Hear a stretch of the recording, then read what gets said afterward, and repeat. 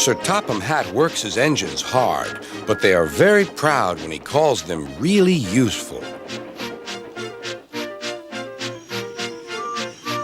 "I'm going to the scrapyard today," Edward called to Thomas. "What, already? You're not that old," replied Thomas cheekily. Thomas was only teasing.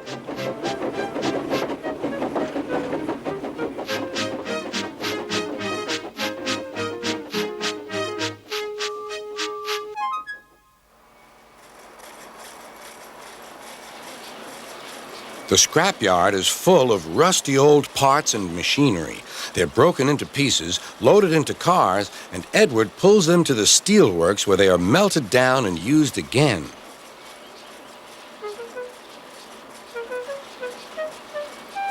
Today, there was a surprise waiting for Edward in the yard. It was a traction engine.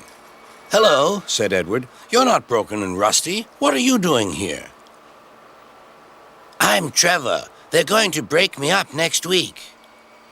"What a shame," said Edward. "My driver says I only need some paint, polish, and oil to be as good as new, but my owner says I'm old-fashioned." Edward snorted. "People say I'm old-fashioned, but I don't care. Sir Topham Hatt says I'm a useful engine. What work did you do?" "My owner would send us from farm to farm.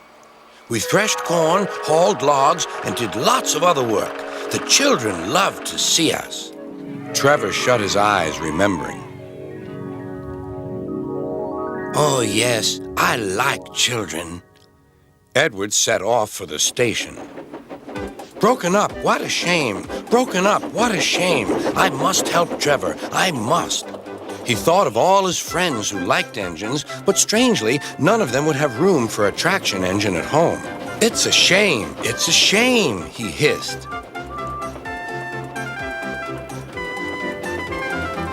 Then, beep, beep. Why didn't I think of him before?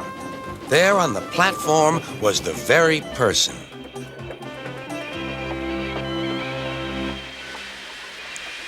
"Hello, Edward. You look upset." "What's the matter, Charlie?" he asked the driver. "There's a traction engine in the scrapyard, Vicar. He'll be broken up next week. Jem Cole says he never drove a better engine."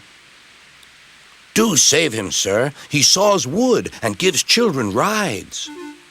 "We'll see," replied the vicar. Jem Cole came on Saturday. "The Reverend is coming to see you, Trevor. Maybe he'll buy you." "Do you think he will?" asked Trevor. "He will when I've lit your fire and cleaned you up." The vicar and his two boys arrived that evening. Trevor hadn't felt so happy for months. He chuffered about the yard. "Show your paces, Trevor," said the vicar.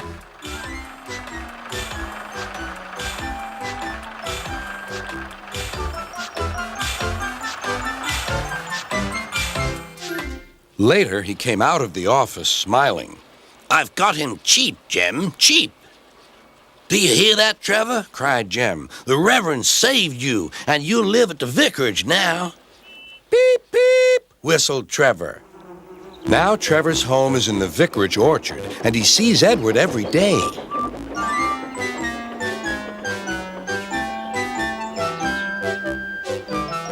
His paint is spotless, and his brass shines like gold. Trevor likes his work, but his happiest day is the church fair. With a wooden seat bolted to his bunker, he chuffers round the orchard, giving rides to children.